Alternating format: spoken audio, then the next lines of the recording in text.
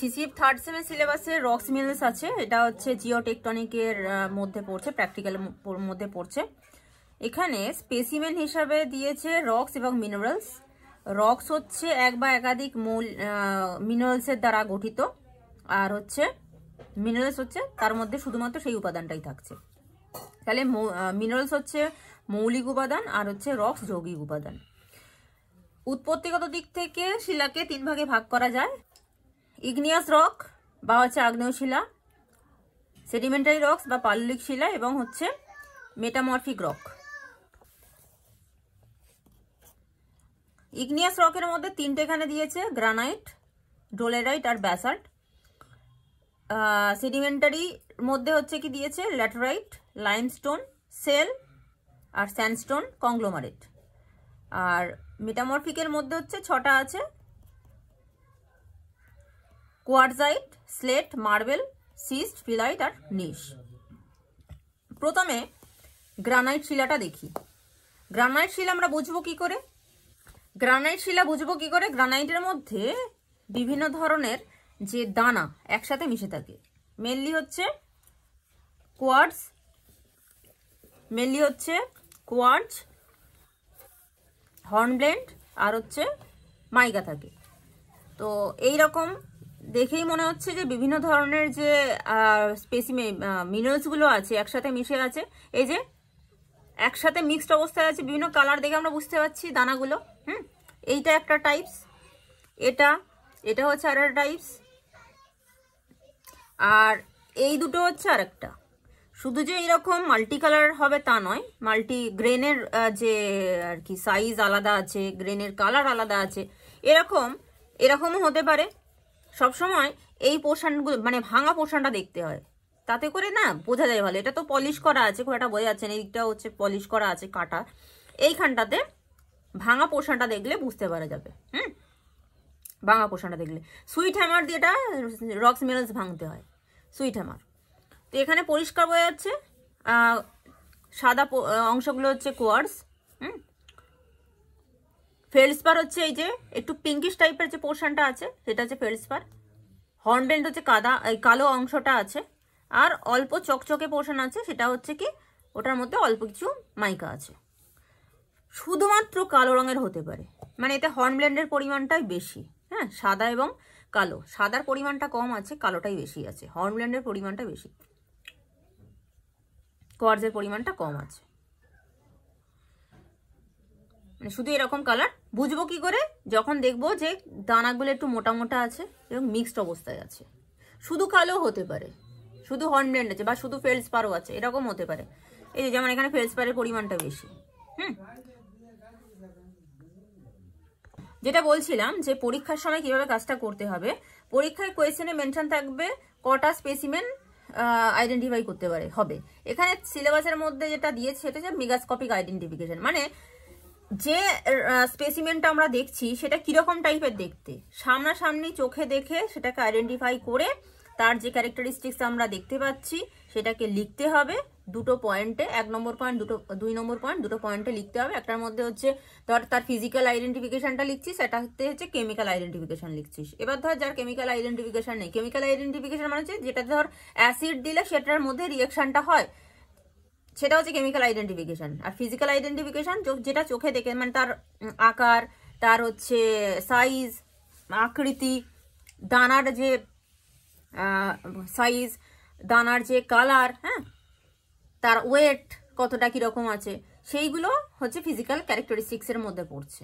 যেগুলোতে chemical characteristics নেই সেখানে দুটো পয়েন্ট হচ্ছে ফিজিক্যাল ক্যারেক্টারিস্টিক্স লিখছিস। একটাতে লিখছিস যে তার দেখতে কিরকম, আয়তন কিরকম আছে, তার আকৃতি কিরকম আছে, সেটা ওজন কিরকম আছে সেটা লিখলি। সেকেন্ড পয়েন্টে লিখলি তার দানা সাইজটা কিরকম আছে, তার দানার কালার কিরকম, দানার বিন্যাসটা কিরকম আছে সেটা লিখলি। লেখার পরে হচ্ছে তার ডিসিশনটা লিখতে হবে, মানে সেটা কি ধরনের রক্স বা মিনারেলস। বাংলায় লিখছিস, ইংলিশেও লিখতে হবে যেন বানান ভুল না হয়। এবং সেটা কি রক্স না মিনারেলস, রক্স হলে কি টাইপের রক্স, ইগনিয়াস রক বা আগ্নেয়শিলা। আগ্নেয়শিলার মধ্যে বা ডিভিশন আছে, নিঃসারী আছে, উদ্বেদী আছে।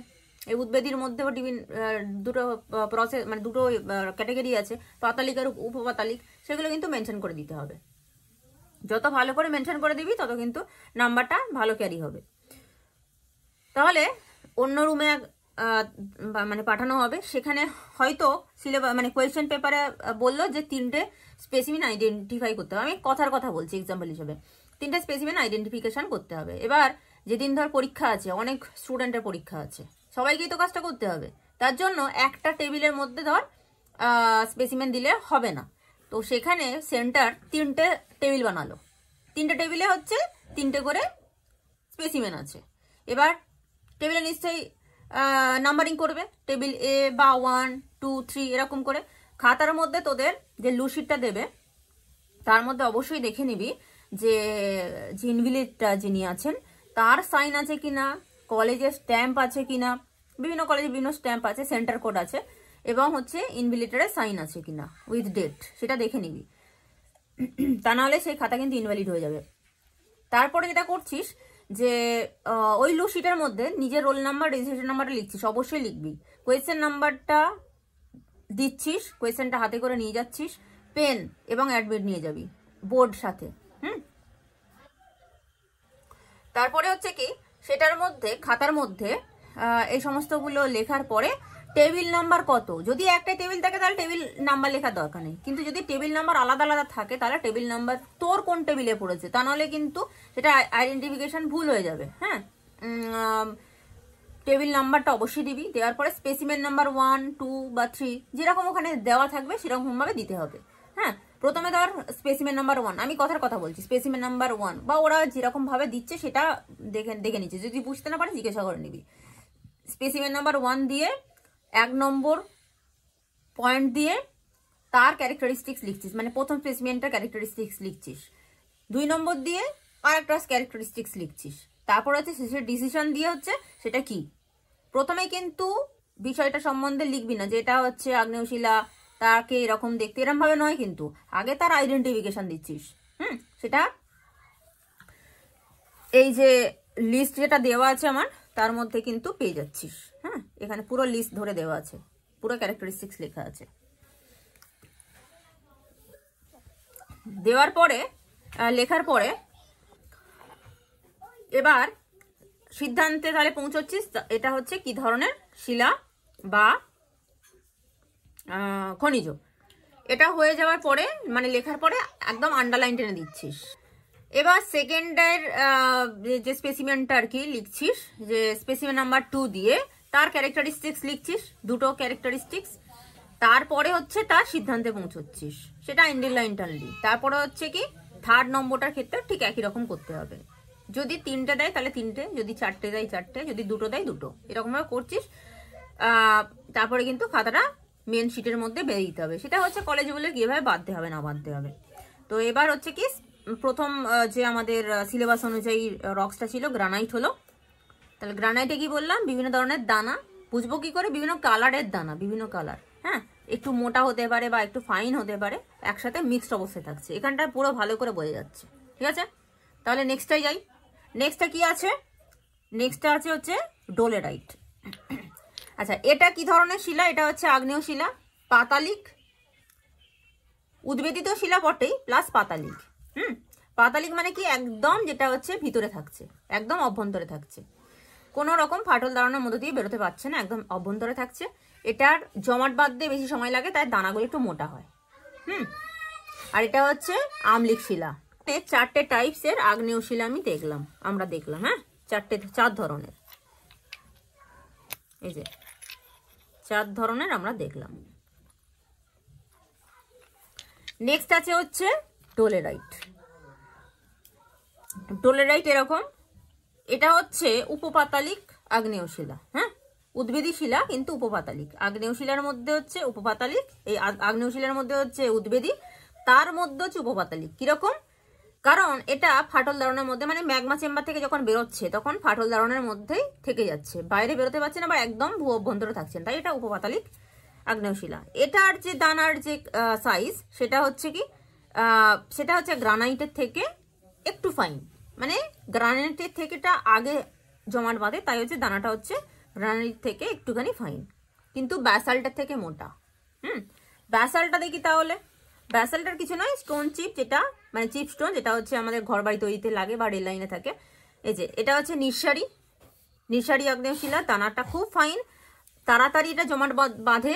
হ্যাঁ, ভূপৃষ্ঠে যে অ্যাটমসফিয়ার, শীতল যে অ্যাটমসফিয়ার, সেটা পেয়ে তাড়াতাড়ি জমাট বাঁধে, তাই হচ্ছে দানাটা হচ্ছে খুব ফাইন। দুটোকে যদি পাশাপাশি রাখি তাহলে পার্থক্যটা বোঝা যাচ্ছে। কালার মোটামুটি এইরকম ধরনেরই হয় দেখতে। এটা যদি আমি মেগাস্কোপিক আইডেন্টিফিকেশন লিখি তাহলে কি বলবো? স্তূপাকার, মাঝারি ওজনের। আচ্ছা, সেকেন্ড পয়েন্টে লিখবো, এটা হচ্ছে দানাগুলো সাদা এবং কালো, বিভিন্ন আকৃতির দানা একসাথে মিক্সড অবস্থায় আছে। দানাগুলো হচ্ছে মাঝারি আকৃতির, তো অতএব এবং যথেষ্ট শক্ত। সিদ্ধান্তে কি পৌঁছাবো বা ডিসিশনে কি পৌঁছাবো? এটা হচ্ছে ডোলেরাইট।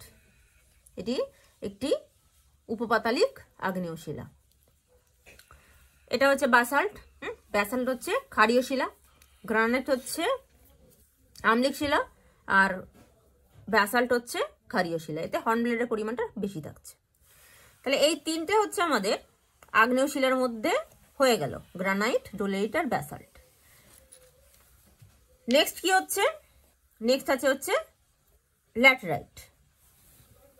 ল্যাটেরাইট হচ্ছে এটা ফরমেশনটা আমরা জানি, যেখানে বৃষ্টিপাতের পরিমাণটা বেশি সেখানে ল্যাটেরাইট সঞ্চিত হয় বা ল্যাটেরাইট হচ্ছে গঠিত হয়।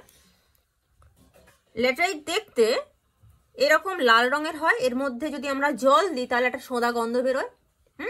আর হচ্ছে এইরকম হানিকম্বের মতো ছিদ্র থাকে, এই যে এরকম লালচে টাইপেরই দেখতে হয়।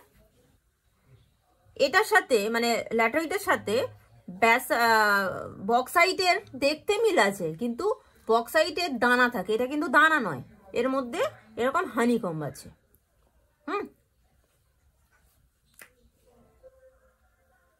এটা হচ্ছে এক ধরনের পাললিক শিলা, ঠিক আছে। নেক্সট কি আছে? লাইমস্টোন। লাইমস্টোন আইডেন্টিফিকেশনের জন্য যেটা বললাম মেগাস্কোপিক আইডেন্টিফিকেশন, মানে স্পেসিমেনগুলোকে হাতে নিতে হবে। হ্যাঁ, হাতে নিতে হবে। প্রথমে চোখে আমরা দেখব, একটু ঘুরিয়ে ঘুরিয়ে হাতে রেখে জিনিসটাকে দেখব, স্পেসিমেনটাকে দেখব। যদি আমি আইডেন্টিফাই করতে পারি তো ওকে, ঠিক আছে।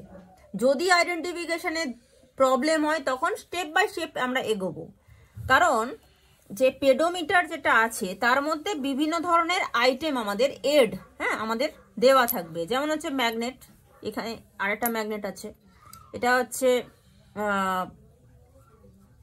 আতশ কাঁচ, ম্যাগনিফাইং গ্লাস। এখানে হচ্ছে ছুরি আছে, এটা হচ্ছে স্যান্ডস্টোন আইডেন্টিফাই করার জন্য, কিন্তু খুব একটা লাগে না, হাত দেওয়াই ভালো। এখানে হচ্ছে কাঁচের প্লেট আছে, এটা হচ্ছে পোর্সেলেন প্লেট বা স্টিক প্লেট। অ্যাসিড এরকম গ্লাস দেওয়া থাকবে, তার মধ্যে অ্যাসিড থাকবে, গ্লাস রড থাকবে। অ্যাসিড আমরা একটুখানি ঢেলে নিই, কারণ আমরা লাইমস্টোনটা করব।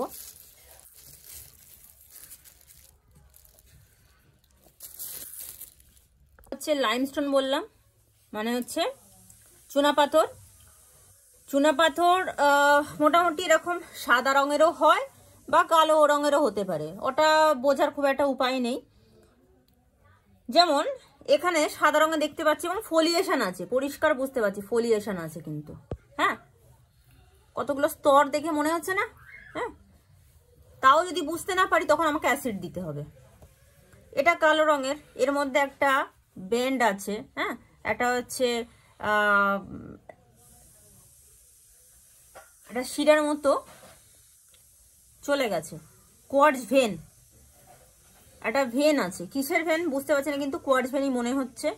তো যদি বুঝতে না পারি, আর হচ্ছে দানাটা, এর যে দানাটা একটু স্মল টাইপের, খুব মিক্সড ফাইন টাইপের দেখতে পাচ্ছি। এখানে ফাইন টাইপের দেখতে পাচ্ছি, এখানেও ফাইন টাইপের দেখতে পাচ্ছি, তার সাথে ফলিয়েশন আছে।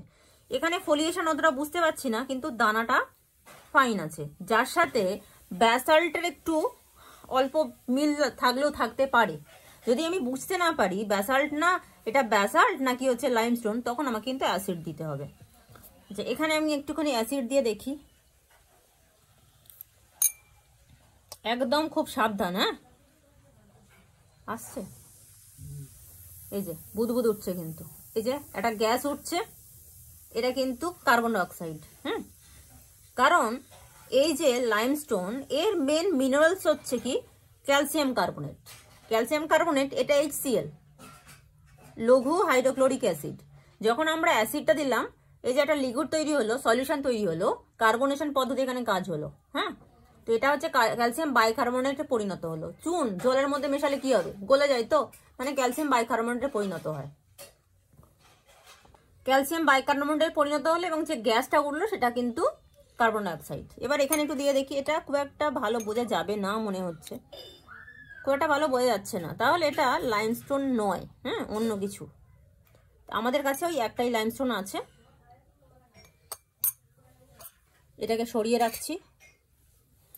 এটা লাইমস্টোন টাইপের, আরো তো অনেক ধরনের রক্স মিনারেলস হয়, এটা তারই মধ্যে কিছু একটা হবে, কিন্তু এটা একটা ভেন দেখা যাচ্ছে, এটা একটা দেখতে ভালো লাগছে বিষয়টা।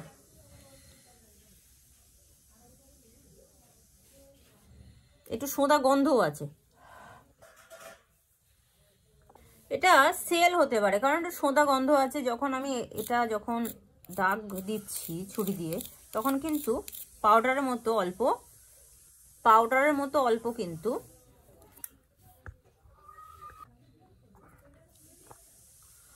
এটা হচ্ছে যখন দাগ দিচ্ছি তখন অল্প একটু পাউডারের মতো উঠছে এবং কালো।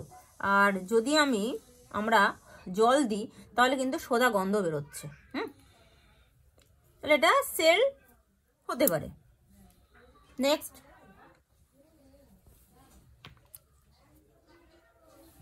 লাইমস্টোনের পরে আছে সেল। এটা হচ্ছে সেল, এটা পরিষ্কার সেল। এটা হচ্ছে ফলিয়েশনগুলো খুব পাতলা, স্তরে স্তরে যে সঞ্চিত হয়েছে ফলিয়েশন খুব পাতলা, এবং এটা নরমও বটে, আর জল দিলে সোদা গন্ধ বেরোচ্ছে। এটা আইডেন্টিফিকেশন একটা, এটা সেল মানে পাললিক শিলা। এই হ্যাঁ, পাললিক শিলার মধ্যেই পড়ছে। Next, sandstone. এটা স্যান্ডস্টোন, এখানে দানাগুলো, এখানে মেন হচ্ছে যেটা খনিজ আছে কোয়ার্টজ, আর মানে কোয়ার্টজ যেগুলো আছে খুব ফাইন এবং খুব খসখসে টাইপের। যদি ছুরি দিয়ে দাগ কাটি তাহলে কিন্তু এই যে অল্প পাউডারের মতো উঠছে, ক্যামেরা আসছে কিনা বলতে পারছি না, কিন্তু পাউডারের মতো উঠছে। উঠছে তো, এবং দাগও হয়েছে। আর যেহেতু এটার মধ্যে কোয়ার্টজ আছে, এটা দিয়ে যদি আমরা কাঁচের প্লেটে দাগ টানি তাহলে কিন্তু দাগ হবে। যে দাগ হলো, কিন্তু এই যে দাগ হলো। কারণ কোয়ার্টজের বৈশিষ্ট্য হচ্ছে কি, সে কাঁচের প্লেটের মধ্যে দাগ টান। কাঁচ কিন্তু কোয়ার্টজ থেকে তৈরি হয়, বালি থেকে।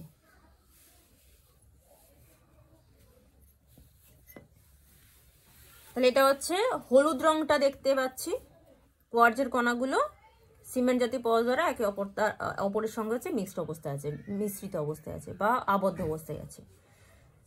তো এটা হালকা মানে হালকা হলুদ বলা যেতে পারে, অন্য কালারেরও হতে পারে। এটা ওজন এতটা বড় হওয়ার জন্য একটু বেশি আছে, কিন্তু অন্যদের তুলনায় কম। তার মানে হচ্ছে বেলে পাতার একটু হালকা প্রকৃতির হয়, খুব একটা যে হয় বেশি ভারী হয় তা নয়। এটা গেল, স্যান্ডস্টোন গেল। কংগ্লোমারেট, এখানে দু টাইপের কংগ্লোমারেট আমরা দেখতে পাচ্ছি আছে। কংগ্লোমারেট দেখে বুঝবো কি করে, কংক্রিটের মতো দেখতে হবে, মানে বিভিন্ন ধরনের যে শিলার টুকরো প্রাকৃতিকভাবে একে অপরের সঙ্গে সিমেন্ট জাতীয় পদার্থ দিয়ে সংযুক্ত অবস্থায় আছে। এটা অতটা ভালো নয়, কিন্তু এটা বোঝা যাচ্ছে। ন্যাচারালি এই যে বিভিন্ন ধরনের যে পেবল বা কোবেল আছে না, সেইগুলো একে অপরের সঙ্গে সিমেন্ট জাতীয় পদার্থ দ্বারা আপনার থেকেই সমষ্টিবদ্ধ অবস্থায় আছে, যুক্ত আছে। এটা হচ্ছে কংগ্লোমারেট। এটা আর একটা কংগ্লোমারেট, এটা অতটা পরিষ্কার না, কিন্তু এটা পরিষ্কার। একটা স্বাভাবিক উদাহরণ দিচ্ছি, ধর যখন ছাদ যখন ভাঙা হচ্ছে, তার মধ্যে চিপস্টোন থাকছে, বালি থাকে এবং সিমেন্ট থাকে। দেখে কি মনে হচ্ছে নর্মালি মিক্সড অবস্থায় আছে। তো সেই রকম মিক্সড অবস্থায় যখন থাকবে কোনো একটা শিলা, সেটা বুঝে নিতে হবে ওটা কংক্রিট নয় তো, মানে কোনো ছাদের টুকরো নয় তো। প্রাকৃতিক অবস্থায় যখন প্রকৃতির মধ্যে পাওয়া যাচ্ছে সেরকম কোয়ালিটি থাকলে সেটা কিন্তু কংগ্লোমারেট। নেক্সট কি আছে? কোয়ার্টজাইট। আচ্ছা, এতটা আমাদের হয়ে গেল হচ্ছে পাললিক শিলা, সেডিমেন্টারি রক। এবার কোয়ার্টজাইট। এই কোয়ার্টজাইট থেকে নিচ পর্যন্ত হচ্ছে আমাদের মেটামরফিক রক, রূপান্তরিত শিলা। যখন গ্রানাইট এবং পাললিক শিলা প্রচন্ড তাপ বা চাপের জন্য তার যে ক্যারেক্টারিস্টিক্স বদলে ফেলে, হ্যাঁ, মিনারেলসগুলো চেঞ্জ হবে না, ক্যারেক্টারিস্টিক্স বদলে ফেলবে, মানে তার বিন্যাস, তার অবস্থান, এইগুলো যখন বদলে ফেলে তখন সেটা রূপান্তরিত শিলায় পরিণত হচ্ছে। যেমন ধর কি আছে প্রথমে? কোয়ার্টজাইট। কোয়ার্টজাইট কি থেকে তৈরি হয়? কোয়ার্টজাইট, আচ্ছা, রূপান্তরিত শিলা মানে কোনো একটা শিলা থেকে রূপান্তরিত হয়েছে, সেটা হচ্ছে কোনো পাললিক শিলা হতে পারে, কোনো গ্রানাইট শিলা হতে পারে, এই কোনো আগ্নেয় শিলা হতে পারে। আমরা একটু আগে দেখলাম কি স্যান্ডস্টোন বা বেলে পাথর, তার মেন মিনারেলস কি ছিল? কোয়ার্টজ। এই কোয়ার্টজ যখন রূপান্তরিত হচ্ছে তখন সেটা কোয়ার্টজাইটে পরিণত হয়। কোয়ার্টজ হচ্ছে মিনারেলস, কোয়ার্টজাইট হচ্ছে রক। হলো? তাহলে কোনো বেলে পাথর বা লাইমস্টোন রূপান্তরিত হয়ে কোনো কোয়ার্টজাইটে পরিণত হতে পারে। ঠিক আছে? আচ্ছা, তিনটেরই আমি একটুখানি আকৃতি এবং তার বৈশিষ্ট্য একটুখানি দেখিয়ে দিচ্ছি। এই যে এটা হচ্ছে পিওর কোয়ার্টজ, হলো? এটা হচ্ছে কোয়ার্টজ,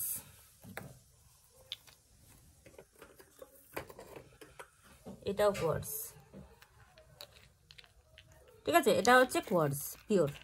সেখান থেকে যখন রূপান্তরিত হচ্ছে, মানে কোনো লাইমস্টোনের কোনো স্যান্ডস্টোনের থ্রুতে হতে পারে বা কোনো স্যান্ডস্টোন হতে পারে, সেখান থেকে রূপান্তরিত হয়ে এটা হচ্ছে কোয়ার্টজাইটে পরিণত হচ্ছে।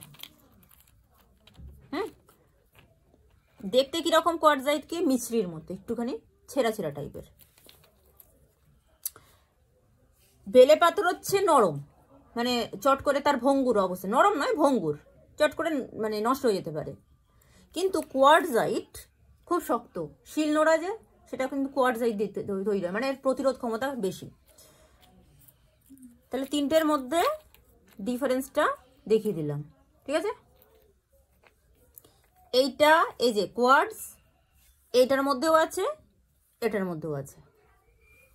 হলো?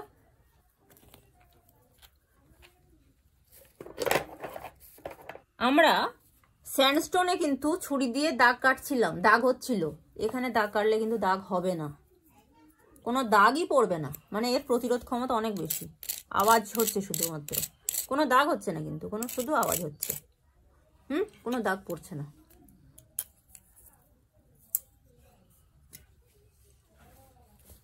নেক্সট কি আছে? এই যে এত ধরনের কোয়ার্টজাইট আছে, প্রচন্ড শক্ত, প্রচন্ড শক্ত, দেখলেই বুঝতে পারা যাবে।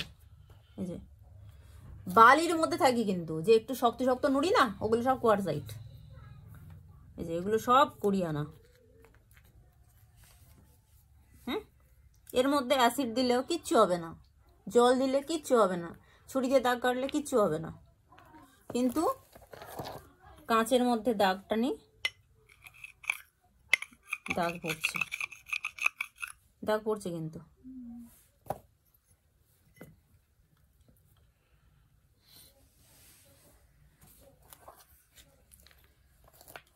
এগুলো সরিয়ে দিচ্ছি। নেক্সট কি আছে? সেল, এই স্লেট, এই যে স্লেট, এখানে ফলিয়েশনগুলো খুব স্পষ্ট, খুব প্রমিনেন্ট, এবং এই যে এক একটা লেয়ার, সেগুলো কিন্তু খুব শক্ত, ভীষণ শক্ত। তাহলে সেল রূপান্তরিত হয়ে স্লেটে পরিণত হয়। ঠিক আছে, নেক্সট কি আছে? নেক্সট আছে হচ্ছে মার্বেল। মার্বেল কেমন দেখতে হয়, এটা হচ্ছে প্রসেস করা মার্বেল দোকানে, কিন্তু এরকম দেখে অতটা বোঝা যাবে না। মার্বেলের মধ্যেও কিন্তু যে মিনারেলস থাকছে সেটা হচ্ছে কি ক্যালসিয়াম কার্বনেট, কারণ চুনাপাথর বা লাইমস্টোন থেকে মার্বেলে পরিণত হয়, রূপান্তরিত হয়। এই যে এগুলো মার্বেল, দানাগুলো স্ফটিক আকার। এখানে তাহলে যেহেতু ক্যালসিয়াম কার্বনেট, এটার মধ্যেও কিন্তু তার মানে আমরা যদি অ্যাসিড দিই তাহলে কেমিক্যাল রিয়াকশন হবে। একটু দিয়ে দেখি, এই যে রিয়াকশন হচ্ছে, পরিষ্কার হয়ে আছে। এখানে দেখি,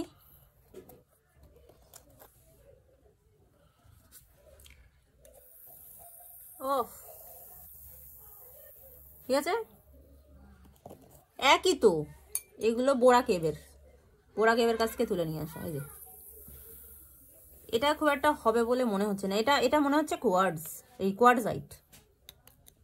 এই যে কোনো রকম ভাবে রিঅ্যাকশন হলো না, ঠিক আছে, এটা তার মানে কোয়ার্টজাইট। পার্থক্যটা বুঝিয়ে দিলাম। আচ্ছা, আর কি আছে? লাইমস্টোন না, এই যে এখানটাতে একটু দিই, এই যে এটা প্রসেস করা, কিন্তু লাইমস্টোন তো এখানটাতে একটুখানি ভাঙা আছে, এখানটাতে দিয়ে দেখি। এখানে দানাগুলো খুব ফাইন, ঠিক আছে। যখন বুঝতে পারবি না তখন অ্যাসিডে হাত দিবি, অ্যাসিডে প্রথমে হাত দিবি না, কারণ হাত জ্বালা করবে।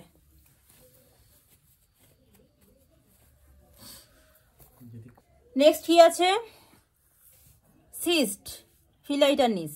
সিস্ট আর ফিলাইট, সেল থেকে সেল রূপান্তরিত হয়ে স্লেটে হচ্ছে, স্লেট রূপান্তরিত হয়ে সিস্ট হয়, এই ফিলাইট হয়, ফিলাইট রূপান্তরিত হয়ে সিস্ট হচ্ছে।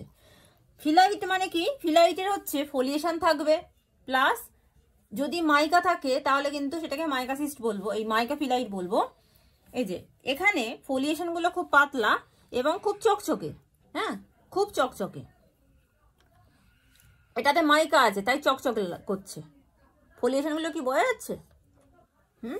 ফলিয়েশনগুলো বোঝা যাচ্ছে, দেখ একদম পাতলা ফলিয়েশন, একটু হলুদ টাইপের দেখতে, আবার চকচক করছে। হ্যাঁ, হাতে নিয়ে দেখতে পারিস। এটাও কিন্তু কুড়িয়ে নিয়ে আসা, এটা একটু মানে কালো হয়ে গেছে বলে তাই, এটাও কিন্তু ফিলাইট। ফিলাইট আর সিস্টের মধ্যে পার্থক্যটা কি? ফিলাইটের যে দানাগুলো সেগুলো খুব ফাইন, তার জন্য ফলিয়েশনটাও ফাইন, কিন্তু সিস্টের যে দানাগুলো একটু মোটা, মাঝারি থেকে মোটা, তাই এর ফলিয়েশনটাও মোটা, আর অভ্রটা এখানে বা মাইকা যেটা একটু মোটা টাইপের আছে তাই বেশি চকচকে এবং গোটা গোটা। হ্যাঁ, এটা আর একটা সিস্ট, কারণ ফিলাইট থেকে সিস্টে রূপান্তরিত হচ্ছে। এই দুটো হচ্ছে সিস্ট, ঠিক আছে, মাইকা সিস্ট। এটা হচ্ছে মাইকা ফিলাইট, এতে মাইকা অল্প আছে কিন্তু আছে। এটাও কিন্তু একটা ফিলাইট, দেখ এটাও কিন্তু চকচক করছে, হর্নব্যান্ড আছে অল্প কালো, তাই ফলিয়েশন কিন্তু স্পষ্ট। এখানে একটা কোয়ার্টজ ভেনও আছে, এরা মিক্স অবস্থাতেও থাকতে পারে, আর এতেও কিন্তু জল দিলে সোদা গন্ধ বেরোবে। এইগুলো সবই কিন্তু ফিলাইট। এই যে কত ফাইন দেখতে পাচ্ছিস? হ্যাঁ, এই যে এইগুলো সব কিন্তু ফিলাইট, দেখা যাচ্ছে সব চকচক হচ্ছে কিন্তু সব। পলিউশন গুলো কিন্তু খুব ফাইন এবং স্পষ্ট, বিশেষ করে এটার দেখ।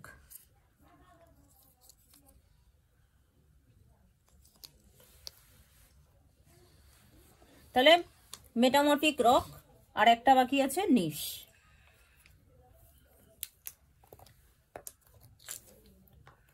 নিশ হচ্ছে কি গ্রানাইট থেকে তৈরি হয়।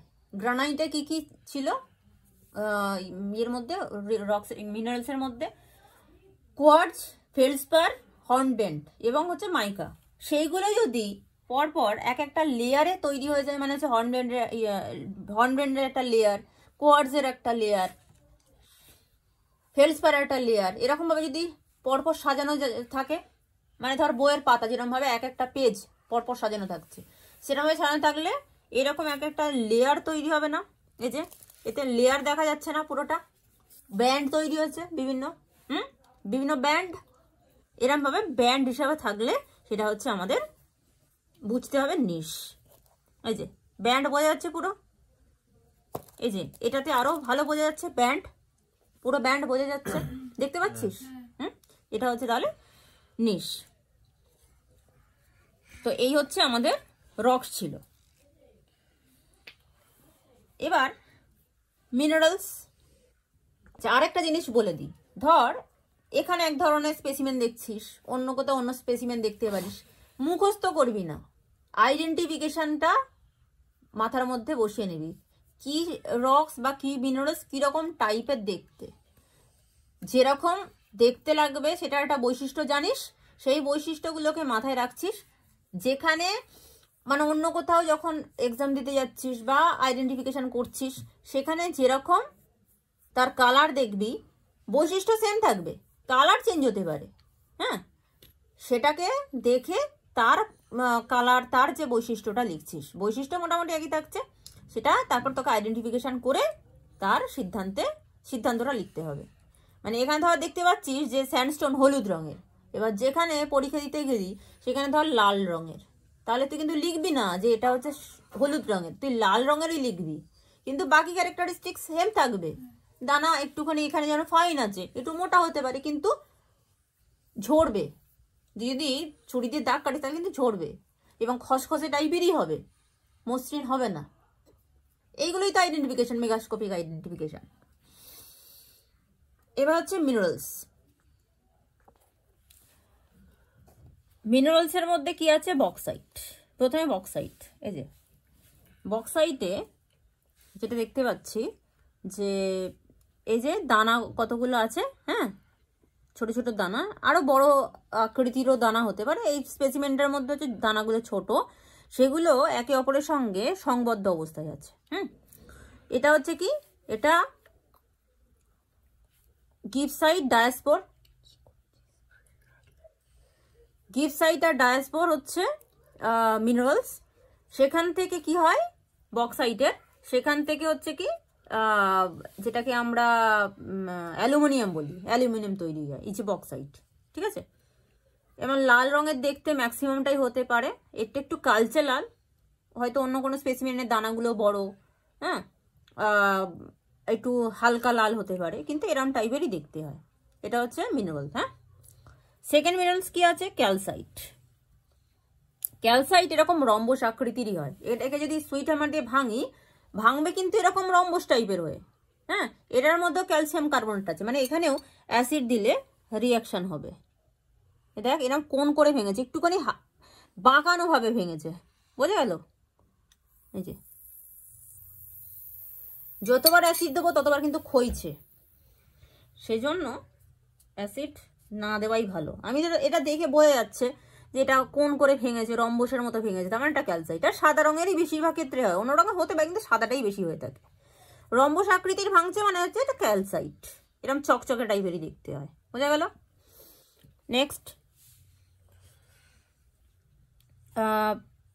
চ্যালকোপাইরাইট। এটা হচ্ছে চ্যালকোপাইরাইট, দেখ কিরকম সোনালি সোনালি দেখতে। আচ্ছা, আর একটা কথা বলে রাখি, মিনারেলস যেহেতু মৌলিক উপাদান, দানাগুলো হচ্ছে ফাইন হয়ে থাকে, যে কোনো রক্স বা অন্য কোনো মিনারেলসের গায়েও কিন্তু আটকে থাকতে পারে কিছুটা পরিমাণে। এই যে এটা হচ্ছে তামার আকরিক চ্যালকোপাইরাইট, এই যে সোনালি রঙের দেখতে হচ্ছে, এটা দিয়ে যদি আমরা স্টিক প্লেটের দাগ কাটি তাহলে কিন্তু সোনালি আভা হবে, হ্যাঁ, কিন্তু দেখতে পেয়ে যাচ্ছে আর টানবো না। এই যে সোনালি সোনালি যে পোর্শনটা সেটাই কিন্তু চ্যালকোপাইরাইট, পুরো রক্সটা নয় কিন্তু, এই যে আভাগুলো এটা চ্যালকোপাইরাইট। এটা চ্যালকোপাইরাইট বলে চালিয়েছিল, কিন্তু এটা চ্যালকোপাইরাইট নয়, অন্য কিছু চালিয়ে দিয়েছে, এটা চ্যালকোপাইরাইট নয়, এটা চ্যালকোপাইরাইট, ঠিক আছে। তাই স্পেসিমেনটা ভালো করে হাতে নিয়ে দেখতে হবে যে সেটা কি, কোনো একটা কোণেও থাকতে পারে। নেক্সট চ্যালকোপাইরাইট বোঝা গেছে তো, এরকম সোনালি আভাই থাকবে। ধর এটা অন্য একটা শিলা, ধর এটা হচ্ছে ম্যাগনেটাইট ধরে নিচ্ছি, তার একটা সাইডে কিন্তু চ্যালকোপাইরেট থাকতে পারে, বা গ্রানাইট বা ব্যাসাল্ট, তার একটা পোর্শনটাতে চ্যালকোপাইরেট থাকতেই পারে, কিন্তু সেটাকে তখন চ্যালকোপাইরেটই লিখবো, মানে ওই স্পেসিমেনটা হচ্ছে চ্যালকোপাইরেট, ওই পোর্শনটা। নেক্সট, তাহলে চ্যালকোপাইরাইট হলো। পরেরটা কি আছে? ফেলসপার। ফেলসপার এরকম দুরকম ফেলসপার হয়, অর্থোক্লেজ আর প্যাজিওক্লেজ। হ্যাঁ, এটা ভাঙার উপর নির্ভর করছে। মানে যদি আমরা দেখ, ভাঙাটা কিন্তু একটু কোন টাইপের, 90 ডিগ্রি বা 90 ডিগ্রি একটু বেশি। দেখ ভাঙাগুলো কোনগুলো দেখবি। হ্যাঁ, প্যাজিওক্লেজ হচ্ছে 90 ডিগ্রির মোটামুটি কাছাকাছি ভাঙে। মানে যদি আমরা ভাঙাটা কায়দা করে ভাঙতে হবে না, নর্মালি যদি আমরা সুইটা মার দিয়ে মারি না, ওই নাম কোন হয়েই ভাঙবে। নেক্সট হচ্ছে কি আছে? ফেলসপার হলো, হ্যাঁ ফেলসপার তাহলে মিনারেলস, কার মিনারেলস গ্রানাইটের মধ্যে থাকে মেনলি, অন্য স্পেসিমেনের মধ্যেও থাকতে পারে। গ্যালেনা, গ্যালেনাটা হচ্ছে খুব চকচকে, সীসা তৈরি হয় আর প্রচণ্ড ওয়েট। এর মধ্যে যদি অ্যাসিড দেওয়া হয়, অ্যাসিড না দেওয়াটাই ভালো, দেওয়ার দরকার নেই। এমনিতে দেখেই বুঝতে পারি প্রচণ্ড চকচকে যেটা আর প্রচণ্ড ভারী যেটা, সেটা হচ্ছে গ্যালেনা। আমি আইডেন্টিফিকেশনগুলো বলে রাখছি, এটা দেখেই লিখতে পারবি, আর কিছু দরকার নেই। এর মধ্যে যদি আমি এখন অ্যাসিড দিই না, একটা বিচ্ছিরি গন্ধ বেরোবে, মানে খুব মারাত্মক গন্ধ। ঠিক আছে? আর যদি আমরা স্টিক প্লেটের মধ্যে দাগ কাটি না, কালো রঙের একটু, এই যে কালো রঙের দাগ বেরোচ্ছে, এবং খুব হালকা, চট করে দাগটা টানা হয়ে গেল, আমার কিন্তু কোনো ফোর্স করতে হলো না। এইসবের দরকার নেই, বারবার বলছি, স্টেপ বাই স্টেপ এগোবি, আগে দেখবি, দেখে যদি আইডেন্টিফাই করতে পারিস তাহলে পরেরটাই দরকার নেই, এরডে দরকার নেই। কারণ যত এদিকে সময় বেশি লাগাবি, অন্যদিকে সময়টা কমে যাবে। হাতে নিয়ে দেখতে পারিস, প্রচন্ড ভারী। পরেরটা কি আছে? জিপসাম। এই যে জিপসাম, মানে ভীষণ ফিল্টার, ভীষণ নরম, একটা অংশ ছেড়ে গেছে না, এটা প্লাস্টিক ছিল, যাই হোক। এই যে দেখ ফলিয়েশনগুলো বয়ে যাচ্ছে এবং একদম স্বচ্ছ। এটা তবুও একটু কালো কালো আছে বলে তাই এটাকে যদি মানে পরিষ্কার করা যায় না, মানে ভিতরে আর কি কম্প্যাক্ট অবস্থায় আছে, ঢুকে গেছে, এটাকে যদি ভাঙা যায় বা এটাকে যদি আরো ফাইন করা যায়, তাহলে কালো অংশগুলো থাকবে না। এক একটা জিপসাম পুরো কাঁচের মতো, দেখলে মনে হবে না যেটা জিপসাম বলে, দেখলে মনে হবে যেটা কাঁচ। আচ্ছা, এখানে না একটা ক্যালসাইট আমি কুড়িয়ে নিয়ে এসেছিলাম, এটাও বোরা কেবের কাছ থেকে। দেখ এখানে ভাঙাটা দেখে মনে হচ্ছে, বুঝতে পারছি, একটু রম্বস আকৃতির, একটুখানি কোনা হয়ে ভেঙেছে এবং চকচকে। এটা প্রাকৃতিক থেকে, প্রকৃতি থেকে খুঁজে পাওয়া। হ্যাঁ, ছোট।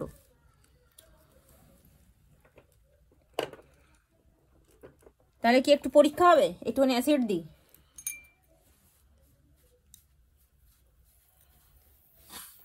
এই যে বুদবুদ উঠছে কিন্তু। হ্যাঁ, অনেক সময় রিয়াকশন ভালো করে হয় না, তার কারণ হচ্ছে কি, তার মধ্যে ময়লা জমে থাকে, তো সেই জন্য অনেক সময় হয় না।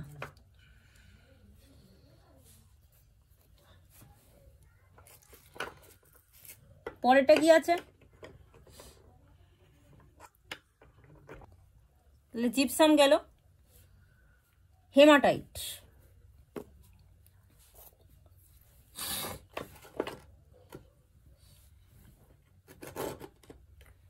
এখানে দুটো এরকম স্পেসিমেন আমরা দেখতে পাচ্ছি। হ্যাঁ, এটা লাল রঙের, সামনে থেকে দেখে বুঝতে পারছি, এবং মোটামুটি ভালোই ওজন আছে। আর এটা হচ্ছে আরো ওজন। এটা কিন্তু গ্যালেনা নয়, বোঝা যাচ্ছে এটা গ্যালেনা নয়, কিন্তু ভারী আছে। এবার যদি বুঝতে না পারি, এখানে ফলিয়েশন দেখতে পাচ্ছি, আমি আইডেন্টিফাই করতে পারছি না, তার জন্য ম্যাগনেট থাকবে। পরীক্ষার সময় তোদের হয়তো এরকমই ম্যাগনেট দেবে। হ্যাঁ, SN দেওয়া থাকবে, কিন্তু এগুলোতে খুব একটা বেশি কাজ করে না, তাই আমি একটা অন্য ম্যাগনেট নিয়েছি। এই যে এখানে দেখবি, এখানে হালকা টান আছে, কিন্তু যদি তোরা হাত দিয়ে দেখিস হালকা টান আছে। এটা তো প্রচুর টান। এই যে এই যে আমি ঝুলিয়ে রেখেছি, কিন্তু পড়ছে না। হ্যাঁ, এটা পড়ছে না। এখানে হালকাটা না আমি দেখতে পাচ্ছি, হাত দিয়ে দেখতে পারিস, কিন্তু এটা বুঝতে পারছি যে কোনটা ম্যাগনেটাইট কোনটা হেমাটাইট, কিন্তু কোনটা কি সেটা বুঝতে পারছি না, তার জন্য স্টিক প্লেট আছে। স্টিক প্লেটে যদি লাল দাগ কাটে তাহলে সেটা হচ্ছে হেমাটাইট। হ্যাঁ, স্টিক প্লেটে যদি লাল দাগ কাটে তাহলে হেমাটাইট। এই যে লাল দাগ কাটছে কিন্তু। হ্যাঁ, আর একটা কোনা দিয়ে দাগ কাটবি না, বিভিন্ন কোনা দিয়ে দাগ কাটবি। মানে ধর যে কোনা দিয়ে, হতেই পারে যে কোনাটা দিয়ে দাগ কাটছি সেখানে কিছুটা পরিমাণে হচ্ছে ম্যাগনেটাইট আছে, তাহলে তো কালো দাগ হবে, তাহলে তুই তো তোর আইডেন্টিফিকেশন ভুল হতে পারে। বিভিন্ন দিক থেকে দাগটা দেখবি। এই যে লাল দাগ বেরোচ্ছে, হলো। আর এটা হচ্ছে কি কালো দাগ বেরোচ্ছে, মানে হচ্ছে এটা ম্যাগনেটাইট। কালো দাগ বেরোচ্ছে তো, ওই জন্যই তো বিভিন্ন দিক দিয়ে দেখতে বলছি। কালো দাগ, কালো তো, আর এটা হচ্ছে দেখ লাল দাগ বেরোচ্ছে পরিষ্কার। তাহলে লাল দাগ কাটে হচ্ছে হেমাটাইট, আর কালো দাগ ওঠে ম্যাগনেটাইট। আমি একটা নিজের মতো করে টিপ করে রেখেছিলাম। কিরম ভাবে টিপসটা? ম্যাগনেটাইট, এটা কোনো লজিক নয় কিন্তু, এটা শুধু আমার বোঝার জন্য, তোদেরও আমি শেয়ার করে রাখছি। ম্যাগনেটাইট মানে কি, মাটির সাথে সম্পর্ক আছে। তো মাটি রং বিভিন্ন কালার হতে পারে, কিন্তু আমরা সাধারণত এই কালো টাইপের একটু দেখি, মানে ধূসর টাইপের, কালো টাইপের। তাই এটা আমি মনে রাখার সুবিধাজনক করেছি যে ম্যাগনেটাইট হচ্ছে কি কালো দাগ কাটবে। হেমাটাইট হিমোগ্লোবিনের সাথে একটা সম্পর্ক আছে, মানে শব্দটার। তো হিমোগ্লোবিন তো লাল, রক্তের রং, তাই হচ্ছে লাল। আচ্ছা, একদম শেষের দিকে চলে এসেছি।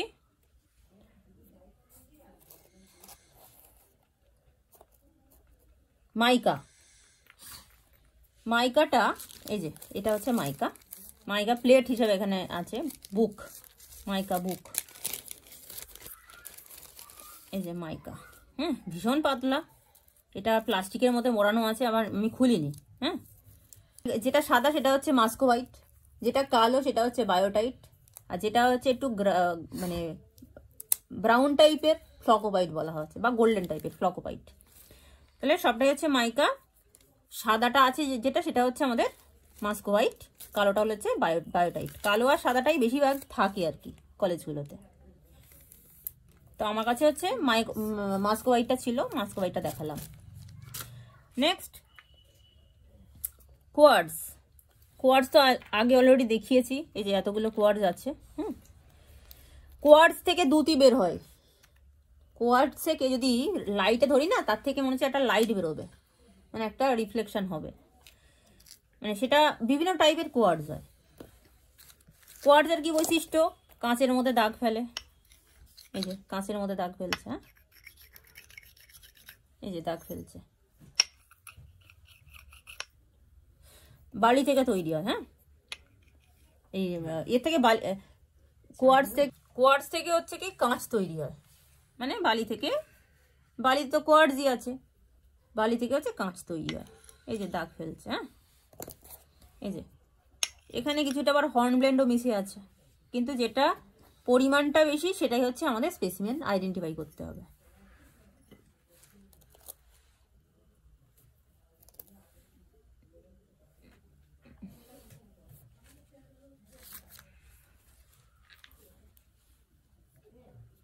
দুটোর মধ্যে মিল থাকলেও এটা অনেকটা হালকা। হ্যাঁ, এটা অনেকটা হালকা, এটা কিন্তু ভারী আছে, যদিও আয়তনে বেশি, তাও এটা দেখলেই মনে হচ্ছে অনেকটা ফাইন টাইপের, কিন্তু কোয়ার্টজাইট এতটা ফাইন হবে না। দুটোর মধ্যে গন্ডগোল হতে পারে, এই দুটো একটু সাবধান। এটা যাও বা আর কি শক্ত, কোয়ার্টজাইট আরো বেশি শক্ত। এখানে কিন্তু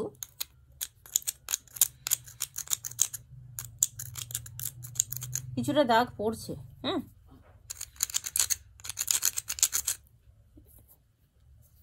একটু কিন্তু উঠছে। হ্যাঁ, কষ্ট করে হলো, কিন্তু এখানে তুমি দাগই ফেলতে পারছি না।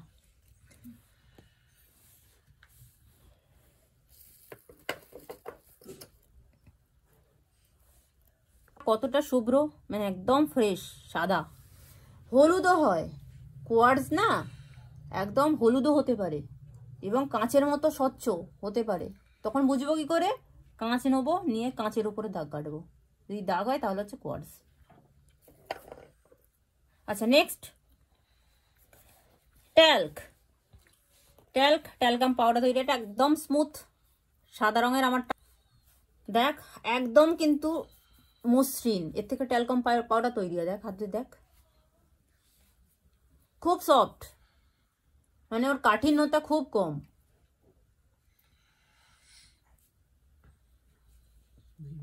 খুব স্বচ্ছ পাতলা।